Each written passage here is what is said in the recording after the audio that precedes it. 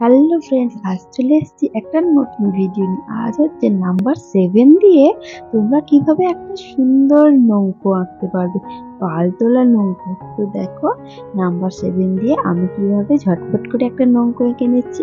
তোমরাও বাড়িতে বসে এরকম ছোট্ট ছোট্ট ভিডিও দেখে সুন্দর সুন্দর ছবিগুলো আঁকতে পারবে। আর ফ্রেন্ডস, তোমাদের যদি এই ভিডিওটা ভালো লাগে, প্লিজ একটা লাইক করে চ্যানেলের পাশে থেকো আর ভিডিওটা শেষ পর্যন্ত দেখো।